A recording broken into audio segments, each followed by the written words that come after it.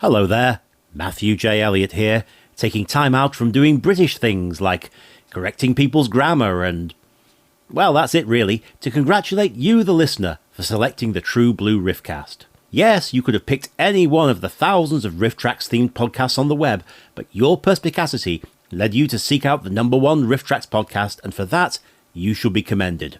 Now, I'm going to turn you over to your hosts, Dave and Jeremy, and I shall board a flight back to England without even so much as the boxed lunch I'd been promised. Thank you, Matthew J. Elliott. This is indeed the True Blue Riffcast, the number one Riff Tracks podcast in the world. I am Jeremy, and I'm joined, as always, by... Hey, everybody, I'm Dave. Jeremy, I have a question, in all honesty. Yes, sir. Who the hell likes seltzer water? I have no idea. This is disgusting. It's like the only soda in the house right now. And I don't want to, the podcast is starting and you didn't want to go all the way up to the convenience store on the corner. It takes like 15 minutes to get up there, 15 minutes to get back. So I was like, well, we have seltzer water here and it's vile. It is disgusting. I agree. 100%. I don't understand how people can drink this. I mean, I'm drinking it now, but I'm not happy about it. Oh, God, this is awful. Ugh. It's probably the same type of people who like to watch movies like, Birdemic Shock and Terror, unironically unriffed. So no one unironically, who watches a James Wan film? There might be some people, and we actually have something to talk about related to that here in just a minute. We're also going to be talking about one of his other movies, Replica, and the Riff Tracks release of Gumby the movie. Yeah, we got some words to say about that. Was a thing for some reason. But first, before we get to any of that, Dave, we get to talk about the box office. The what now? The box office. It's a thing again, apparently. Oh, wow. It seems like, how long has it been? About 10 billion years? It feels like it's been forever.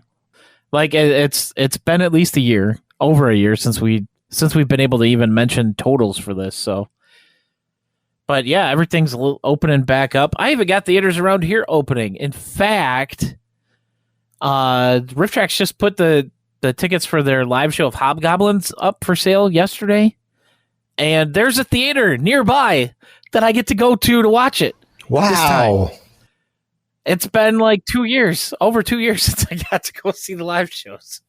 And no, it's not the same. It's not the same theater because they went bankrupt before everything shut down. So nice. I mean, that's what they get. So but I was about to say, are you that petty? Yes. Are you that petty? Yes. You're going to be able to ask me that question here in a few minutes. But let's talk about the box office. Yeah. So number one movie, The Hitman's Wife's Bodyguard, brought in a little over $11 million. The what? It's the sequel to The Hitman's Bodyguard with Ryan Reynolds and Samuel L. Jackson, except now it's got his wife played by Salma Hayek in it. What kind of direct-to-video title is this? The Hitman's The Hitman's Bodyguard. I've never heard of this movie, and it has a sequel? Yeah. Wow. Our number two movie is A Quiet Place Part 2. I've heard about that. $9 million, which actually has a total theatrical gross so far of $124.9 million. Is that good or bad? Crazy. Well, considering everything's been shut down, I think that's pretty dang good. Their number three movie is Peter Rabbit 2: The Runaway, because people are thirsty for children's content, I guess. What the hell's wrong with the movies? The fourth movie, The Conjuring, The Devil Made Me Do It. What is with these titles? I don't know, man. And then number 5 is Cruella. So at least that one's, a more normal name, I guess. But Cruella looks fun. I know a lot of people were ragging on it. And I'm not saying that because I think what's her name is hot. But it looked like it was a fun time. Yeah, I didn't see it. Could be it, interesting. But, I don't think it's for me. Now we'll wait till it shows up on the standard tier of Disney Plus. Yeah, I was about to say it's already on Disney Plus. Yeah, I just don't want to pay $30 to watch it yet. We'll wait a little bit longer. Don't pay. Okay, quarantine's over. All right, all that crap is done. We're moving on with our lives. Like, it's been decided. If you did it for Mortal Kombat, you're especially stupid. But we won't get into that again. Yeah, we already had enough fun talking about Mortal Kombat. Oh man. But speaking of things that are going to be fun to talk about, we really have to talk about James Wen here. Oh God. Oh jeez. You know, when we first started this podcast, I was like, we're not going to say this man's name. We're not going to talk about him. If we're going to talk about him, we're going to refer to him as Jimmy Noodles, blah, blah, blah, because, I still wasn't over it. If you don't know what I'm talking about, listen to episode whatever the hell, The Rise and Fall of Mystery Science Storybook, and you'll get the whole story. His Twitter feed, the @movieheadpick. Oh, boy. Twitter feed is pretty amazing. Should we start at the top? Yeah, let's start with the most recent thing. Okay. So we've got just an image for the first thing, and it's Birdemic Shock and Terror. Who will survive? And then underneath that it says The Birdemic Show. It's an online Zoom screening of Birdemic Shock and Terror with a intro and Q&A with James Wen, and it's $10 a pop. And if you go to thebirdemicshow.com, you'll find a very terribly designed website. This is the worst website. Like, I can't describe how badly designed this web 2003 web spotter kind of website this is. The best part about this, okay, I'm looking at the event time, and we kind of looked at this beforehand, and I just saw that it was on July 30th. I didn't notice the time for it. It's at 7 p.m. Pacific time. So that means it doesn't matter even if I have to work. I'll still be able to come home and catch this when it starts. Okay, and I'm very tempted to do so because I want to cause problems. Here's the thing with this. I know a lot of people out there, Dave, are you going to go to this? The answer is probably not. Because not because I don't want to pay him $10. I don't. But I don't trust myself to not hijack the thing and make it all about me. Because it's been 5 years since all this happened between me and him. And sometimes I think I'm over it. And then sometimes I really think about it and I'll still get really angry. I don't trust myself to not just completely be in the comments and just start haranguing him about what an awful person he is. And be like, hey, you remember me? Hashtag the North remembers. And then just that, force him to and I'm pretty sure he doesn't know because just judging from these graphics, he's not going to know how to ban somebody from a Zoom meeting. So I could just run wild in there. He's an idiot. Well, he might have somebody in there running it for him. I doubt it. Yeah, maybe he might. There's a chance. But that's not all, guys. If you scroll down, it gets worse because you go down to June 21st, and he's got a picture of the bus, the double-decker bus. Oh God! And you know what I'm talking about when I say that. If you've seen Birdemic. Welcome back to the edit, everybody. The double-decker bus from Birdemic. Yes, I can speak. Thank you very much. It's go ahead and Jeremy, read the tweet. All right, Cameron's Inn, restaurant, and pub in see now you got me with it. Cameron's Inn, Restaurant, and Pub in Birdemic 1 will be in Birdemic 3. Filming will be on the double-decker bus. Even more, oh my gosh, I can't believe this part. This Birdemic Fest 2021 will be at Cameron's Inn on September 11th, 2021. Okay, so if I'm hearing this right, Birdemic Fest, which I guess is a thing that he's doing, but I guarantee he's not going to have his turnout's going to be terrible because he's destroyed his brand because he's an idiot. He's going to hold Birdemic Fest on the 20th anniversary of the September 11th attacks. Yeah, he's going to be talking about dive bombing exploding birds on September 11th. James. On the 20th anniversary of September 11th.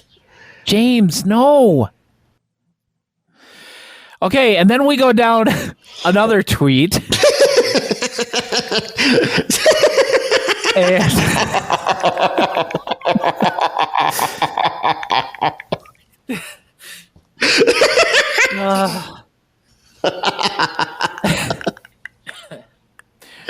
we got another video. This is a video. This is a statement on the status of Birdemic 3 production. And you know what? It's 57 seconds long, so we're just here. Just listen. Just listen. Hi, I'm James Wynn, the creator of Birdemic and aka the Birdemic guy. And I just want to kind of like update you the status of the Birdemic 3 production. And I have great news. It looks like that the Birdemic 3 production is going to be complete before the end of the year, 2021, and that the Birdemic 3 will be released in early 2022. And so I'm very excited about that, and I look forward to do the Birdemic 3 world tour, and but perhaps meet the fans again in a real movie theater, and I'm excited, and so happy Birdemic. Happy Birdemic. Happy Birdemic. Yeah, go to hell. Like, what is that even supposed to be? I don't know. Happy Birdemic. Happy Birdemic, everybody. Oh, man. Okay, so then you scroll down a little bit more. Oh, there's more? The next tweet. Oh, my God. Besides directing Birdemic 3, James Wan is producing a documentary film, Hitchcock and Romance, about Hitchcock's greatest romantic thriller, Vertigo. He replied to that tweet with the thumbs up emoji. He did? Here, hang on. Hold on. I don't want to spill seltzer water all over my computer. Okay. Somebody replied, hardest working guy in the industry on the 19th. And then on the 20th, he just replied just to the tweet with a thumbs up thing. Not even to the person who said hardest working guy in the industry, just to himself. Hit the thumbs up tweet. Okay, well, here's something else he replied to. Mr. Dan Earlier, a.k.a. Mr. Vertigo, will be the narrator/host of Hitchcock and Romance. Okay, who's Mr. Vertigo? I haven't seen this movie. I'm going to be honest. I don't know. I know James Stewart and Kim Novak, the people from the movie, and of course Alfred Hitchcock. I know who he is, but I've never watched Vertigo. Not out of a lack of wanting, really. I guess just I don't really care one way or the other. Orlier. Okay, so this guy Dan Orlier, he's a writer. He's on Twitter. Author of Vertigo, the making of a Hitchcock classic. So I guess James is just adapting that into a movie? I suppose. Well, this guy's Twitter feed is kind of weird. We still got plenty to talk about with James here. We don't need to dive down another. Let's not get distracted. Just Google that guy's name and look at his Twitter feed. It's weird. I think he's retweeting all of James Wen's tweets.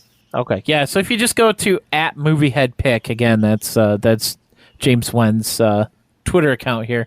But then if you scroll down a little bit more, we've got a Birdemic 3 production still of Ryan Lord, who plays Evan in Birdemic 3, in the Tesla Model 3 in the opening scene. So if this is in the opening scene, dude's parked in a handicap spot. Not even in the handicap spot, in the side loading. The unloading spot. So he's like, so the handicapped people can park there.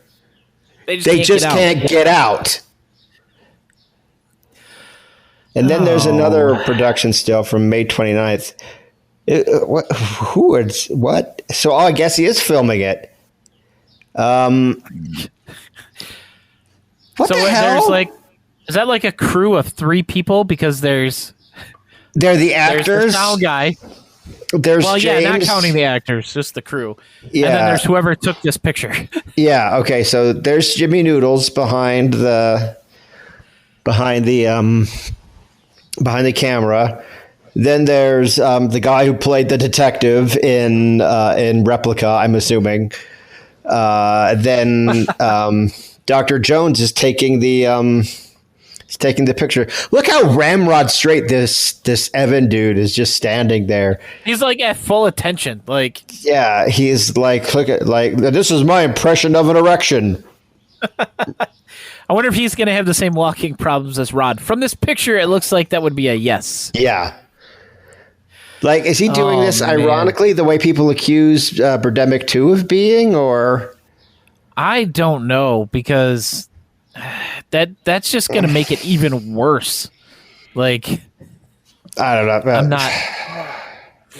But we're not done talking about James Wen yet. We're done talking about his Twitter account because we're back to stuff we've already covered. Yeah. But now we get to talk about some more of his movie making prowess. Yes. Or lack thereof. With You Replica. remember? Yeah, you remember back 3 months ago when I said that we were gonna talk about Replica on the podcast. Yeah. Sorry, we're finally getting around to it now. Okay, I'm going to give a slight explanation here. I just started you don't a new have job. to. Yeah. I don't care. I'm going to. Oh, okay. I just started a new job, and it's full time, and it's mostly during the day. So by the time get home from work, my co-host, Mr. Chadwick, here is usually probably unconscious or getting ready for work. So it's what time do you get? What time do you get home? I get home at 5:30 my time, so that's 2:30 your time. Oh, I'm going to bed. Yeah, I will be asleep by 2:30. Oh, 3:30, I'm asleep. Yeah, so he'll be sleeping when I get home, and so it just we had to try and figure out a new time to record this, and we did, and I think we're going to be able to make this work as it is now. So hopefully we'll be back on a regular schedule again. Well, I'll tell you what, that might be getting a little bit better if I can launch a new freelance platform. Yeah, because I'll tell you what, man, this nightlife thing, I'm not about it anymore. I've been doing this for a year, and I feel isolated from everything, and it's starting to mess with me. So things might be changing if I can launch a successful new freelance platform for as far as like graphic design services and other production services and all that, and equal the income that I get doing this insane overnight job that I have now. Then I'll be able to be like, just bye, bitch. And just get back to doing what I was doing before, only making money. Yay! Yeah. So anyway, that's a little bit of a little inside, behind the scenes kind of talk from Dave and Jeremy.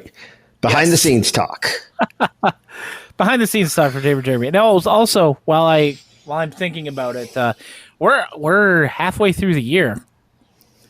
Yeah. And So that means in a couple weeks here, we're going to be recapping the first 6 months of Riff Tracks, which is good because, with the bad schedule we've had, we've missed a lot. Yeah. So we got a lot to talk about. I'm sure it'll be broke up into multiple episodes.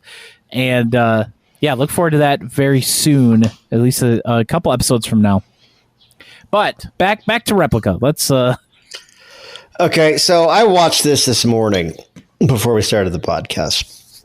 And I hadn't seen it in a while. I did a parody of it for Storybook. We talked a little bit about... We've talked about the controversy between myself and Mr. James Wen before, so we're not going to get into the details of it. Long story short, I did parodies of his movies, and he threatened to sue me and had all my work taken down off Amazon, and it was a big deal, and I hate him because of it. But let's talk a little bit about the history of the movie to begin with. This movie was unreleased for a very long time. It was actually the second movie that he made. The first movie he made was Julian Jack, that we all know and love. I don't think we've talked about Julian Jack on the podcast, have we? I don't believe so. I'll check while you talk. Well, let's do that if we haven't. I know we've talked about Birdemic extensively. But he made Julian Jack, then he made Replica, and apparently it was so bad that he never released it. And he was right to do that because it's awful. It takes several steps back from Julian Jack. Julian Jack is actually a vastly superior film to Replica. I think a lot of that has to do with some technical. I don't want to call him brave, but he took some chances that with technology that did not pay off. That's we'll talk about that in a second. Yeah, that didn't pay off at all. So he just never released it. And so, then Birdemic happens. It becomes a worldwide phenomenon. They do it on Riff Tracks. He does with other people what he did with me, in that he just alienates everybody and is a complete dickwad to everybody everywhere. And he destroys his brand, and he needs to make money. So he sold the riffing rights or the license of Julian Jack to Riff Tracks. And then about a year and a half later, Riff Tracks releases the unriffed version of Replica for the first time. Now I got unriffed. I think that is, I think this is the first movie that Riff Tracks exclusively released first to the world. Yes. So that was a big deal, and I got that and watched it first, and it's just like, this is amazing. This is just. And, watching it, I honestly, I can't separate what happened between me and him from me watching his stuff. It's just not possible. So I can't sit here and pretend like I'm able to do that, because I can't. I can sit here and lie to you guys, but I don't want to do that. So I'm just sitting there watching it, getting angry and laughing at what a big stupid idiot he is. And then they release the riff, and the riff is hilarious. Riff is the best riff of 2017, probably. I guess we can get into the movie itself. So basically, story is Joe is a software salesman. Right, what you know, right? Isn't that what they say? Yeah, because the guy in Jack in Julian Jack is a computer chip salesman, Stella Chip, and in Replica, he's just a software salesman. I think it's like Wonder Chip or something.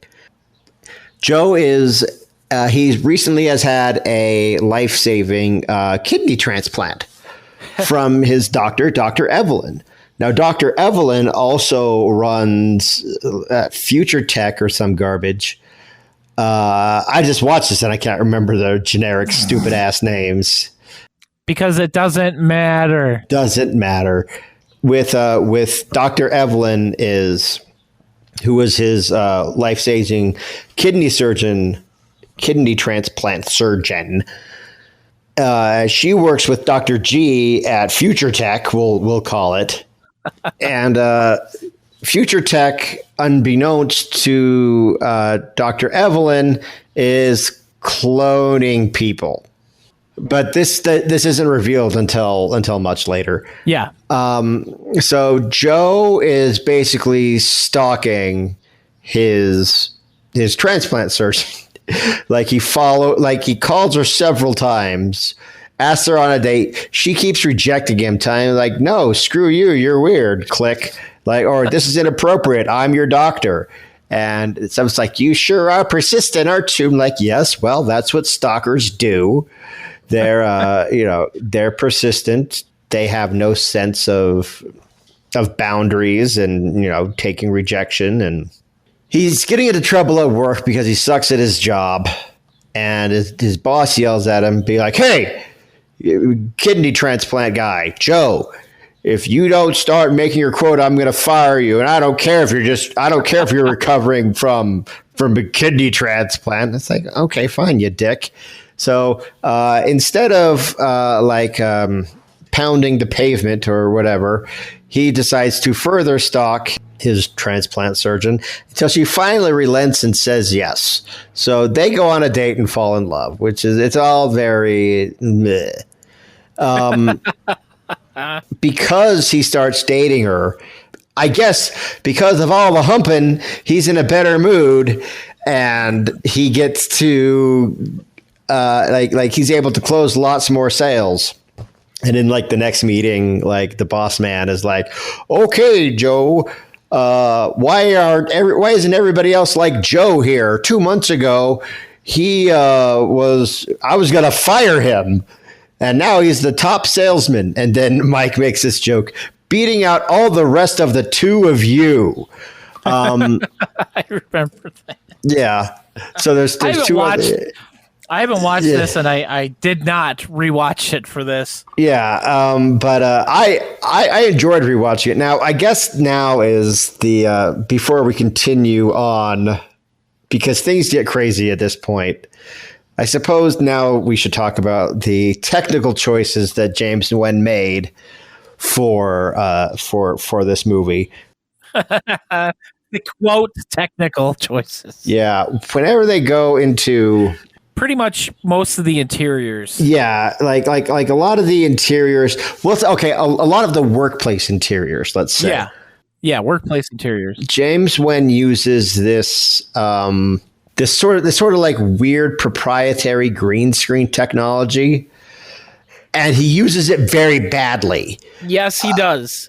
Everything is flat behind the people, and it's also like these gigantic wide shots. like he doesn't zoom in on people and crop them into a setting that you would expect people to be in. No, they're big, huge, wide shots, and everything is flat, like right behind them. Everything's huge. They're all tiny in these wide shots, and you can totally tell that they're just flat pictures behind them. That it's just a JPEG, and it's not realistic, and not just because of the perspective, but because he uses images of, I guess, places that don't exist, that are hyper futuristic and just weird. Yeah, and he they describe it best as that they look less realistic than Lisa Frank Trapper Keepers. Did Riff Track say that? Yes, that's in their description. Oh, is that okay? It's in this. I don't read those because I just buy stuff. But oh man! But then okay, So we've got all these terrible, terrible effects, including the Wonder Chip Nano 2000 or 3000 or whatever the heck it was called. Yeah, whatever. But what we do get from this movie, before everything goes off the rails, we get the greatest car crash in cinematic history. That's where I was going. Okay. Oh my gosh. The greatest car crash. Guys, I'm not underselling this here. The only one that comes close is from Earth Angel. Yeah, this one, I thought about that. I think we talked about it when we talked about Earth Angel. Yeah. Oh, this one is just beautiful. Okay, so Joe and Evelyn are after they get done the weirdest make-out love making scene where she's straddling him. She's in a bikini. It's so weird. On a sectional sofa, and he's fully clothed. Like, what's happening? Oh, and then we get the scene. Isn't this where they show the clip from Julie and Jack? Like they're watching it on the TV. I think it might be because I think this is also where like he justifies giving Tippi Hedren cameo credit. Yeah. Yes. He does that in Birdemic too, and he also did that. He also did that with Christopher Reeve. Christopher Reeve is on the IMDb page of Replica. But anyway, yeah, go there, man. Where the hell does he show up? He shows up at the beginning when they're panning. Remember? Right. Okay, yeah, I skipped that part. After that, what's her face? Evelyn's got to go to work. And Dr. she's Girlfriend has to leave. Dr. Girlfriend has to leave. And so she gets in her car, pulls out onto Birdemic Drive there. Her little sedan. Yeah, and pulls away, and another car is driving very slowly towards her. And they're both going like 2 miles. It's not a joke. It's not like, oh, they're going super slow. No, like I can't imagine them going any faster than 5 miles an hour at this point. No, like they have their feet completely off the gas pedal, and it's just kind of like going. And that's so like you see these cars just like going towards each other, and you could tell that they're slowing down as they get closer, and then it goes to then it hits black, and then there's a crash sound effect, and then smash cut graveyard. Oh my goodness. It's so good. Like, no, just like, dude, Kevin's reaction was like, I couldn't believe what I was seeing when I watched it unriffed the first time. And like Kevin's reaction in the riffed version, it's just like, I can't imagine that not being his genuine reaction seeing it the first time. So anyway, that happens. She's like 30 she's minutes dead. into the movie. Yeah, she's dead. And then we have the detective. And the detective is investigating the car crash because he thinks the car crash was a hit and run.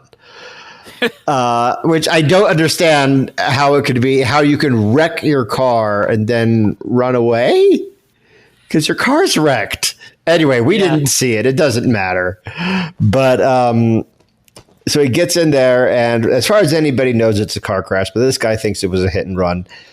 And he's like, okay, well, were you planning on seeing her again? And Joe's like, well, yes, of course. I was planning on seeing her again. We were in love. We were together. We were in a relationship. And then he's be like, had you been intimate with her? And he's like, yes, of course. And then he's like, I'm sorry, I have to ask, but we did find semen in her. And it's like, what the hell? Like, what? And then Joe says, like, hey, what kind of questions are these? As you, Jeremy, let me ask you this question. Let me ask you this. You're married, right? Yep. Okay. I love Joy. Like I don't want to oh God, I even feel weird. Doing like this as a joke. Let's say I'm a cop. Okay. And I live in wherever the hell Michigan you live. And something happens to Joy, and she unfortunately gets in a wreck and passes away. And I go up and I come up to you and I'll be like, hello, Mr. Pluto. My name's Detective Chadwick. How are you doing? Let me ask you a few questions about the death of your wife. And I asked you these questions. I'm not going to, I don't even want to say them to you, but let's just cut it. And let's just say I asked you these questions the way that this guy did, and we didn't know each other. Or even if we did know each other, let's like, how am I not walking out of your house without getting punched? I don't know, because that has nothing to do with a car accident. Yeah, in the first place. Welcome back from the edit, folks. But yeah, there's no reason for any of that. It's one of the things that I think about, just like with like all the riff track stuff I've seen. I think like that is something that comes up in my mind just like a lot. Is just like one of the biggest spit takes in riff tracks history. We found semen in here. What? As if the car accident we just witnessed wasn't enough. Okay. So we get past that, and he goes and he continues to investigate the car crash. And then Joe is like, "Oh, I'm so sad. I'm so sad because my girlfriend is dead." Right? And he's outside someplace, and he just happens to see a woman who looks exactly like Evelyn, only she's, all skanked up now, with a long brunette hair. And so she got different color hair, and that's about it. Like Evelyn was blonde, and she dressed very, she wore like long dresses and this and that. Claudia, we know her name because it's on a gigantic tramp stamp on her back.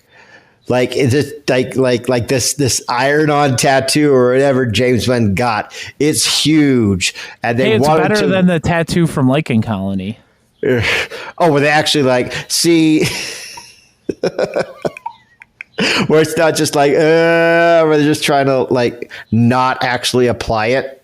James Gunn actually applied this tramp stamp to this woman's body. Well, hopefully he didn't do it. I mean, yeah. So she's wearing like these I don't know what you call them, hip huggers or like low cut jeans, where kind of stuff that you would get at Forever 21 or whatever, and like just stuff that kind of like skankier ish stuff than Evelyn would wear. So Claudia's not really like Evelyn at all, except she looks exactly like her, only she's wearing a brunette wig.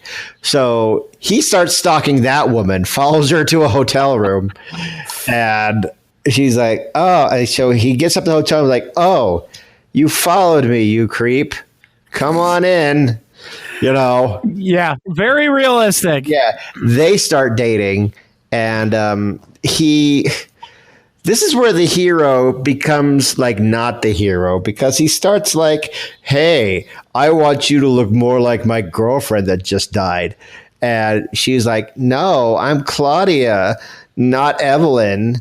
Okay, well, if it'll make you love me more, I'll be more like Evelyn. And so and he's just like hammers it home, right?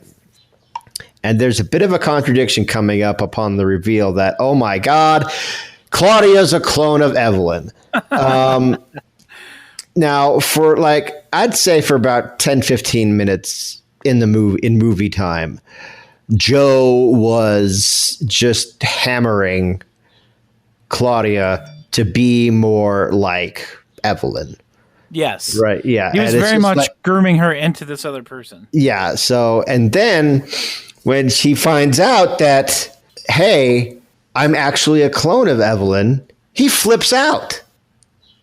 Like, you're not Evelyn, you're just a bad copy. It's like, wait a second. Dude, that's what you were doing. You were trying to make her more like Evelyn, and now that you're just find out she's a literal clone of Evelyn. I mean, yeah, it's not Evelyn, she's Evelyn. I mean, he's right on just like a factual level that it's like that she's not really Evelyn, but she's a clone of Evelyn. So he's right there. But from a moral standpoint of what he was trying to do and got her to do, it's just like, dude, that's what you wanted. You creepo. Yeah, that's exactly what you were going for. Yeah. So anyway, now he's like morally outraged. Like, you're not Evelyn. You'll never be Evelyn, even though that's exactly what I wanted you to be. Anyway, we find out that Dr. G is playing God, and something, smash cut to the end. Okay. So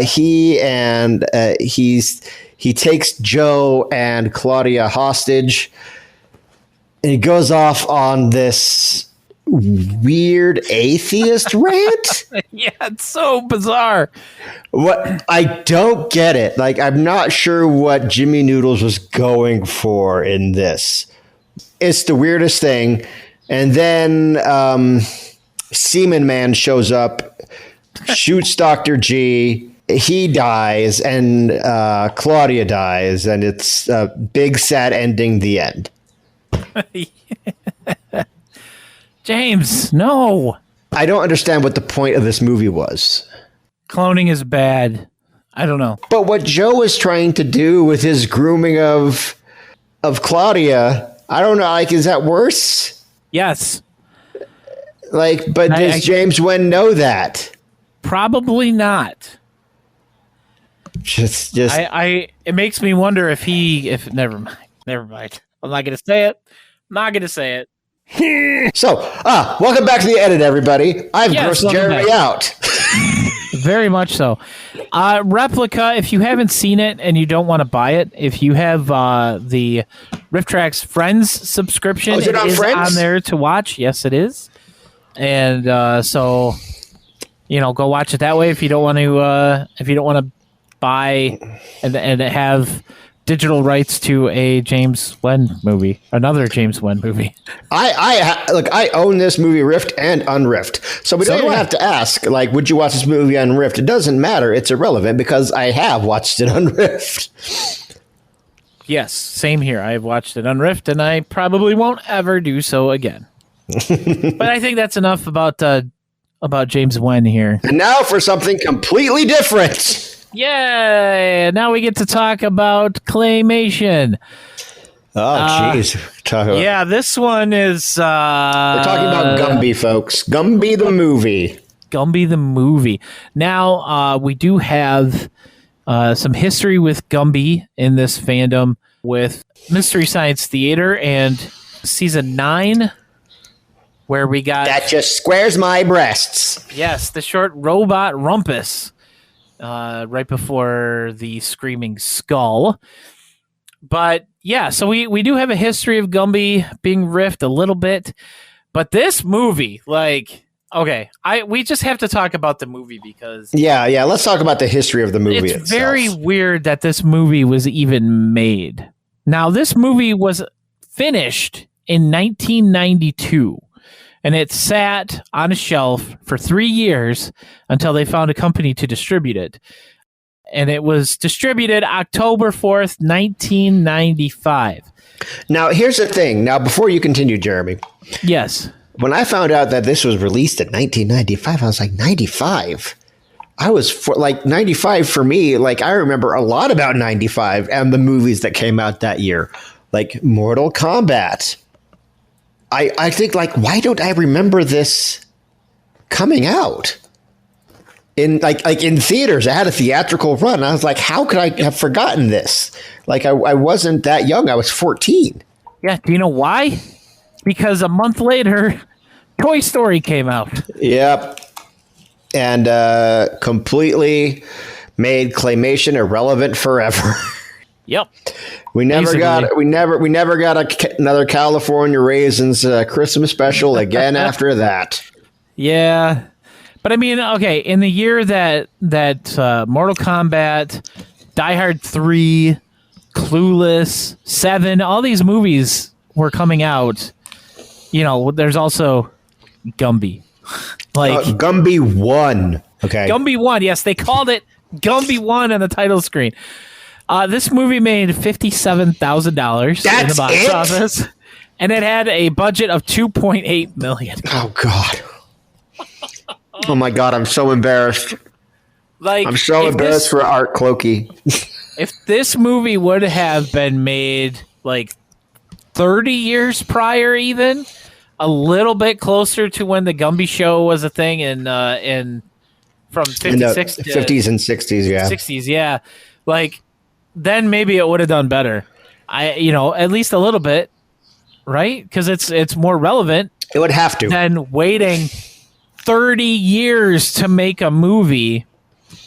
And it's so weird. Like, it's not bad.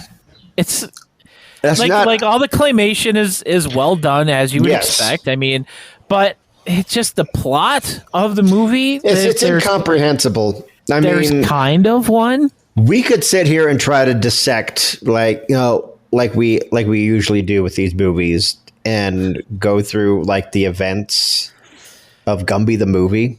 I think it would be completely pointless. I'll give you a quick rundown of things that happen in this movie.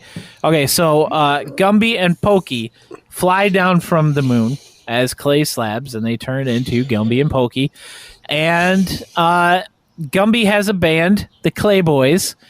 They have a dog, Low Belly, who's so close to the ground that he has to ride around on a skateboard on his belly. Whenever the Clay Boys perform, the dog cries pearls. Okay?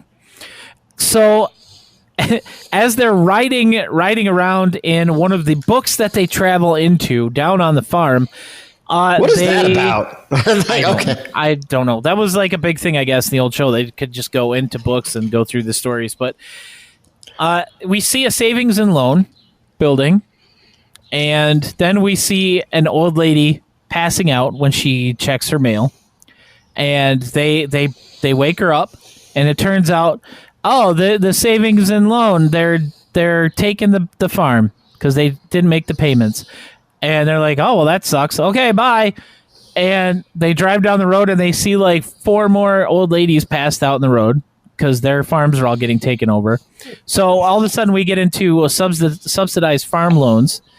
And, they decide that they're going to play their music to save the farms.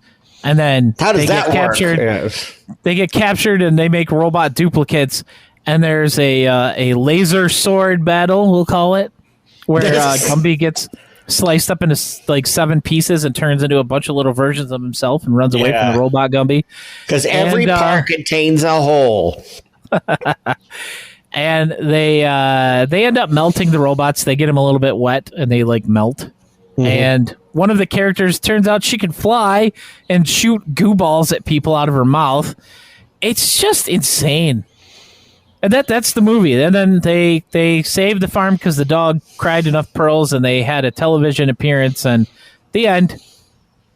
They fly back to space. Yeah.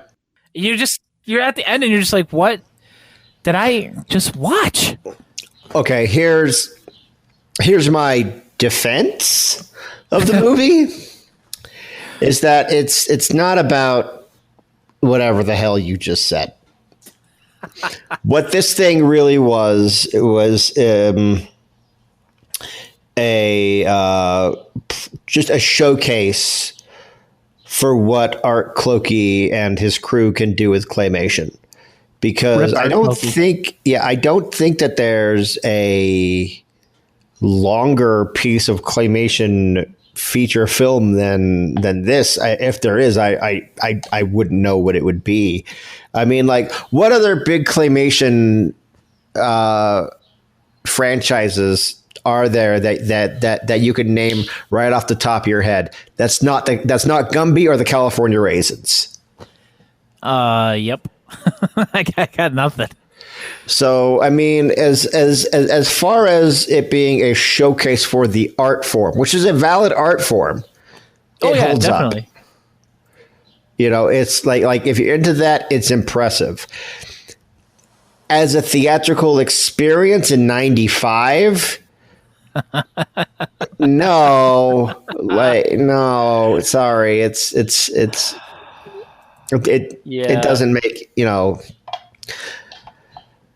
like if they spent $2 million on it and didn't make that money back, maybe the thing to have maybe getting a theatrical run and maybe getting like a quarter of that money back. How much money did you say that it made?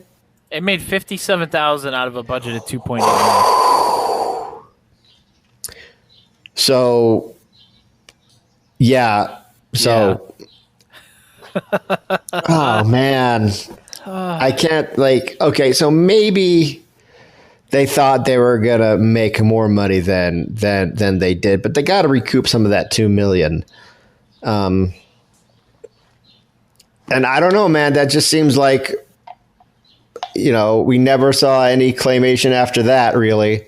At least not on that kind of scale. So yeah. I don't know, man. It's just, but hey, we got to see the riff tracks here, and the riff tracks. Honestly, this is pretty high up there for me for this year. Oh, dude, for 2021, it's the best one so far.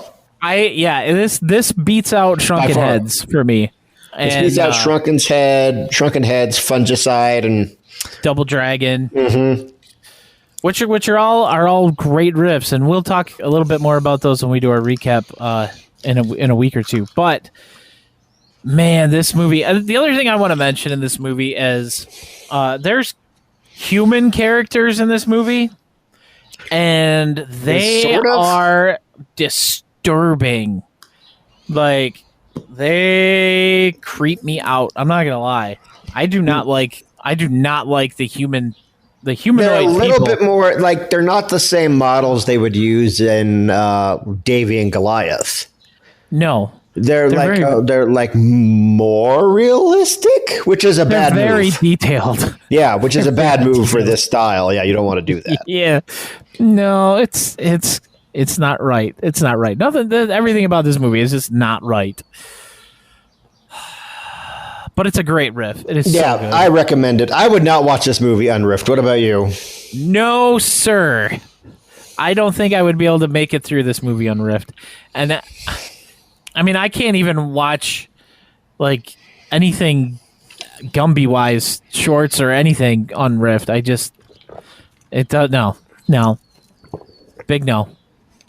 Yeah, I'm with you there. On that note, if you enjoy the podcast and you'd like to support it, you can head on over to patreon.com/trueblueriffcast, and you can support us by throwing us a couple $1 a month, and you get some fun little outtakes and whatnot. There's definitely some from this episode that'll be going up, and you get some previews of what's coming up, and if we get new intros, we always post them there first. If you want to do that, again, that's patreon.com/trueblueriffcast. I am Jeremy, and you can find me at PBandAwesome on Twitter. You can find me at pbandawesome.com, and you can follow the podcast at TBRiffcast on Twitter. And I'm Dave Chadwick. I'm the author of Monkey, a novel. You can check that out on Amazon. Just search for Monkey Dave Chadwick, and that'll pop right up for you. You can check out my website at davechadwick.info, and I am on Twitter. I changed my handle again because I figured this was a little bit better. It's D Chadwick Author. At D Chadwick Author. I like that. Yeah. That is definitely better. All right, we'll see you next time right here on the True Blue Riffcast. Rock till you die.